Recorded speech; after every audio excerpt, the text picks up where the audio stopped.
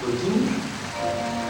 It allows government to acquire land cheaply and holds it for future public investments and developments. But you have to be careful here. The Western world, the concept is different. The concept is to control urban growth pattern, capturing capital gains for public finance and land price regulation. You see, for them, the city, the capital cities, the centers of the cities are regenerated. So that they're looking at urban renewal. By the way, even some of the cities, centers are already regenerated. Look at all this piece of land between Zambia and Makindi. That is Katwe area.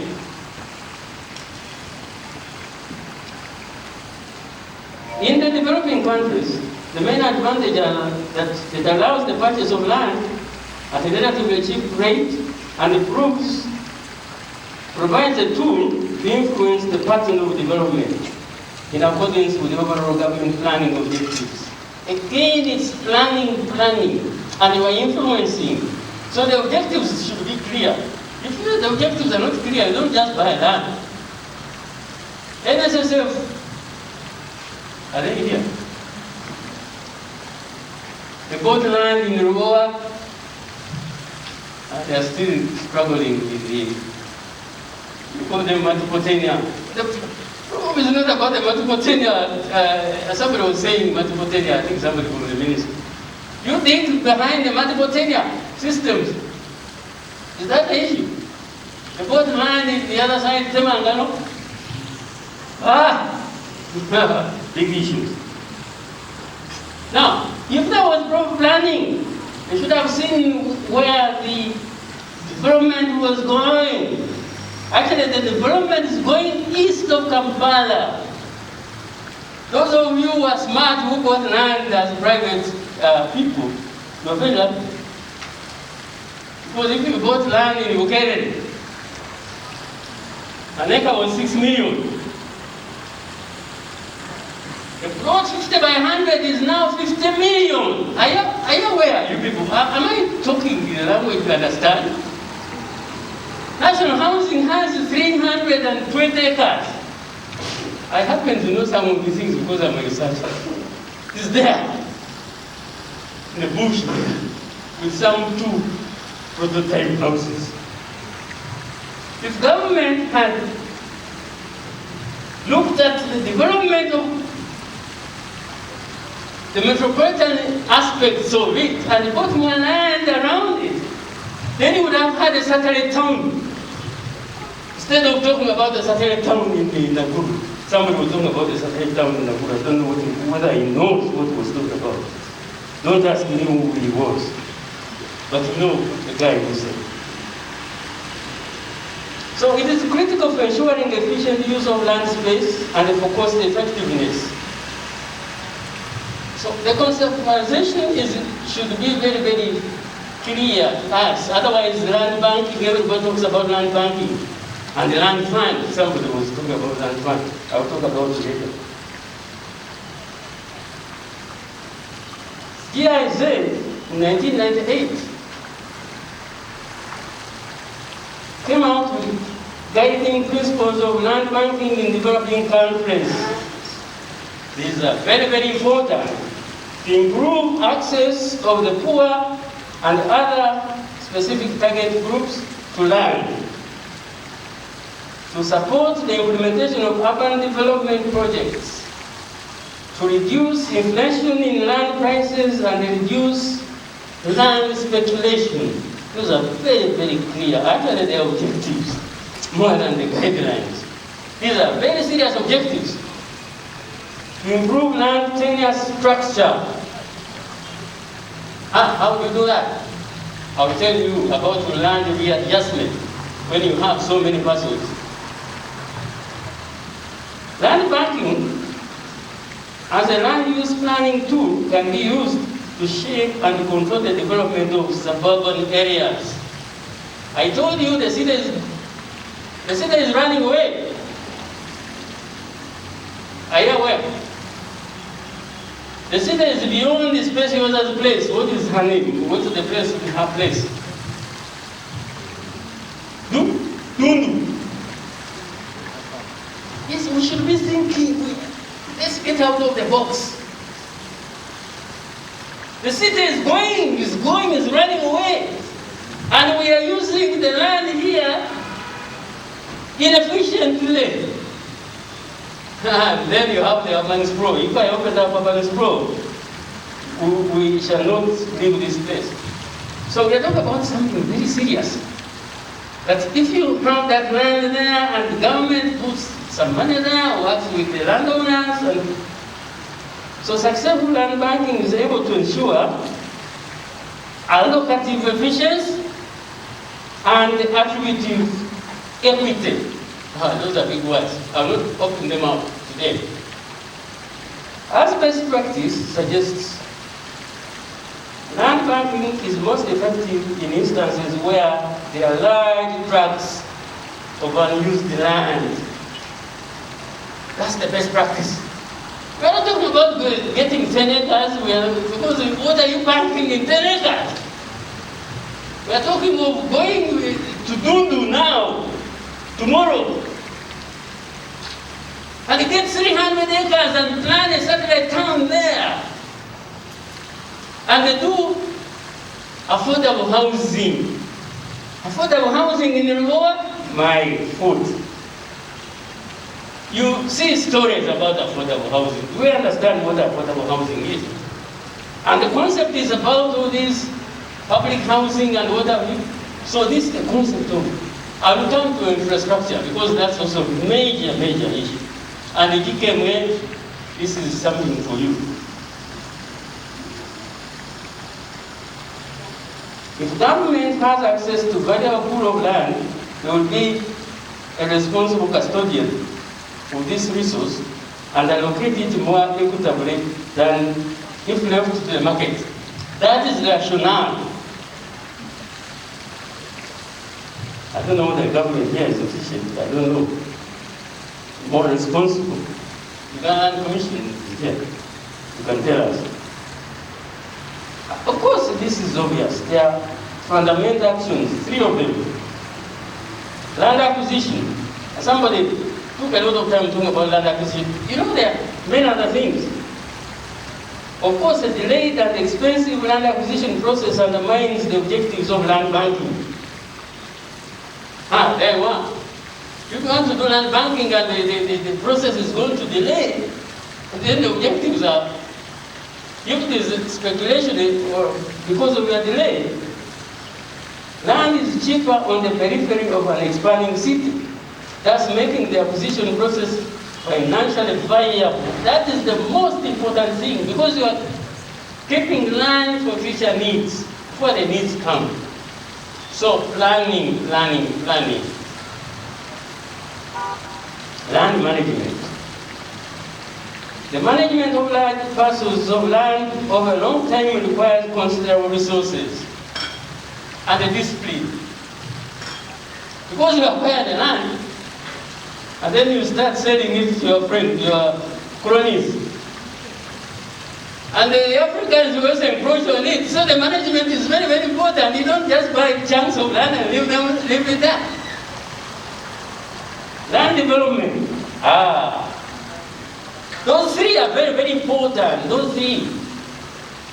There is need to ensure that when the redevelopment does happen, it does so within the interest of the local community and according to their strategic objectives. The practice of land banking. There are several land banking models. It emerged in the US as a planning instrument in the latter part of the 20th century. We are not the first people to do it. To create municipal land reserves for short and long-term control over urban planning. Planning. That's why we are having a problem. During the 1950s and 60s, and I'm quoting Alexander there, urban areas were sprawling in an unregulated fashion. 2001, Uganda, we are there now, we are growing. Okay? And the intercity suburbs were declining. Yes. There was need for local government to take control of land, check urban sprawl, and regenerate inner cities. So you're working on the periphery, you're also working on, so it's a double thing. So you're working on the inner, because land is being underutilized here.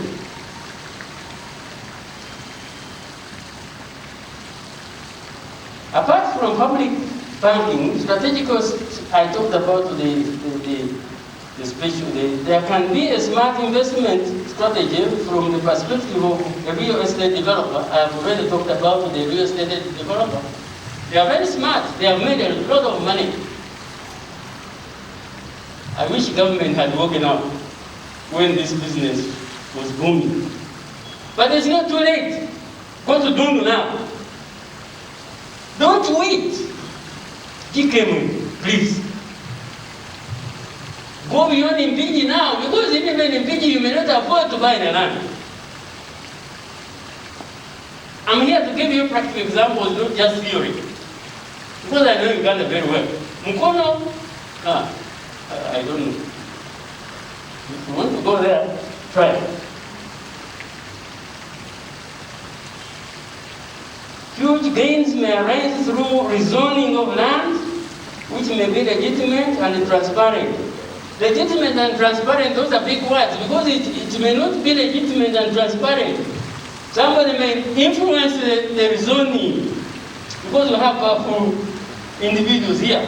So so these words are not legitimate and transparent, or corruptly decided. That we are going to put an industrial park, even when it doesn't make sense. To put an industrial park. You have not even studied how the city is growing. We are going to put an industrial park here. This is, you wake up one day and then that land belongs to a nephew, and you buy it. As well as construction of new infrastructure and improved accessibility. Now, let me take a bit of time to talk about the prospects of land banking in the Greater Kampala metropolitan area. I don't need to define it, I think you know it, GKM.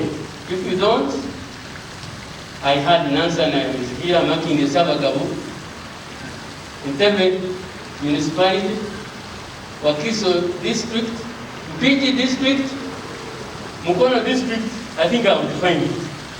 Kampala, capital city, that's GKM. They have a strategy, very interesting. It has its main focus to foster inter-jurisdictional collaboration, very interesting, in order to create united efforts towards job creation, improve the livability, not liability, by the way, and sustainable development, very big words. And my brother from NPA, where is he from? They like these big words. Very interesting. Strategic objective 1. Competitive economic infrastructure. The strategy emphasizes coordinated infrastructure development across the GKMA, road and transport infrastructure to connect the people to jobs and link local economic activities, investing in strategic road investments, enhancing public transport and improving access to land, including piloting towards the provision of affordable housing. I'm quoting verbatim from the strategy. Very, very, very beautiful things. Very, very interesting idea. And this is what we should be thinking about. The objective focuses on strategic road program, public transport program, and affordable housing and land management program. Those three programs are very, very important, and for each of them, and even the strategic roads and public transport investment to better connect people with jobs. Whether Kampala is currently disconnected, which curtails mobility and inhibits economic agglomeration. What is this agglomeration business? It's very interesting stuff. But I'm not going here. I'm not to define words here, otherwise I shall not give. But I will be giving examples. The other day we had a high level. Even this one is high level. Policy dialogue. What is it called? Economic. Very big people. And then we are talking about some of these things. I don't know what has happened since. But you see, we are talking about connecting, and when we were there, the executive director, KCCA, gave us a statistic that there are 2 million commuters every day to Kampala. Do you know what that means? I think you know it, because you are always in jams. I'll give you an example again. I live in Itinda. You have disturbed us, you people from Kira and beyond. The jam is just 2 million commuters. If you thought about that and talked about, there is this bus rapid, what is it? Transit. Oh my God. On paper, and you have meetings, you talk, start on that one and do that back. Stop, just do that. And I will tell you how it works. If you have stations, then you are going to land around the stations as well and have satellite towns. Don't have satellite town in the Nakuru. Who will go there and how will we get out? We better be serious with ourselves. So when you are talking about this rapid, what is it called? Yes. And it's one of the major projects you want to have in GKMA, please, land bank. The other day, Nairobi was opening commuter train. My God, why don't you also think of commuter trains in this country instead of this thing? What is it called? The Kayola. We should have been now thinking beyond Mbiji because people are coming to Kampala. So land banking, and they asked me to conceptualize it. I hope I have done. I'll give you an example. Land facilitates better access to land for investment. The subnational governments, those ones I have mentioned, should coordinate with the other land management institutions to facilitate better access to land for investment. Which are these other agencies? They are here. NPA, I can mention Fiscal Planning Department, and so on. Piloting affordable housing schemes that also release land for mixed-use development in the city score. By the way, do you know Nakuru? Nakuru goes out. Some people say local governments don't have land to manage. All that land is KCCA land. Are you aware? Nakuru, go down. If you release that land, I mean, do you know what would happen to Nakuru? Only about strategic programs require large chunks of land to realize the planned investments. So, public land banking experience in Uganda, very interesting. Public agencies have engaged in land banking in the past. National Housing,